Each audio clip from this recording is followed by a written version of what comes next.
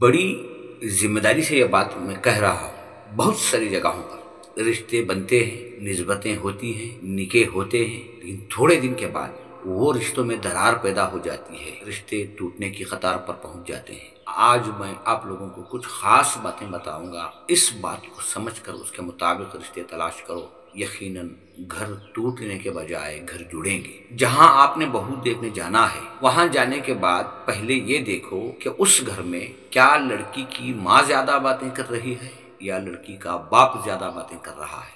अगर उस घर में लड़की के बाप को बोलने का मौका ज्यादा नहीं मिल रहा, लड़की की माँ अगर ज्यादा बातें कर रही है, तो वहां समझ जाओ कि आगे जाकर क्या होने वाला है। और जिस घर में शौहर को बोलने की ज्यादा इजाजत नहीं है, जहां औरतें ज्यादा जबान चलाती हैं, तो यही हाल तुम्हारे घर में भी होने वाला है।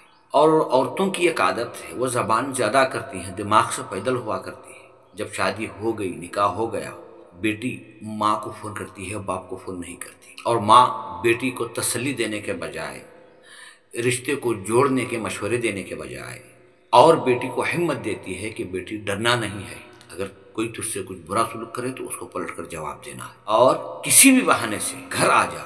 लड़की की माँ के इस मशवरे की वजह से वो लड़की अपने ससुराल में जबान चलाती है, अपने शौहर के साथ ऐसा सलूक करती है जैसा करना नहीं चाहिए।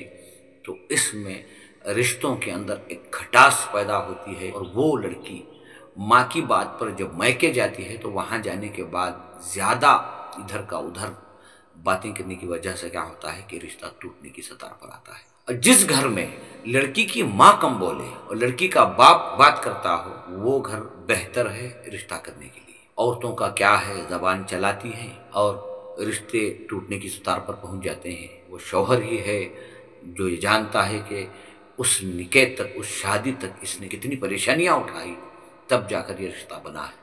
और रिश्ते बनने के बाद जो रिश्ते टूटते हैं, 18 साल, 20 साल, 19 साल तक एक बेटी को पाल कर, वो मेहनत मशक्कत की गाढ़ी कमाई से जब बेटी का रिश्ता करता है, तो बाद में अगर वो रिश्ता टूटने की सतार पर आता है, तो जरा अंदाजा लगाओ उसके दिल पर क्या बीत रही होगी। अल्लाह का वास्ता देकर माएँ जो बहनें हैं, उनको ये कहता हूँ कि अपनी ज़बान का इस्तेमाल कम करो, अच्छा मशवरा दो जिससे रिश्ते जुड़े, रिश्ते टूटे नहीं। और जो भी बेटे के लिए दुल्हन, अपने लिए बहू तलाश कर रहे हो, तो घरों के अंदर ये देखना ज़रूरी है कि उस घर में क्या घर के खाविंद की बात चलती है या औरत की बात चलती है।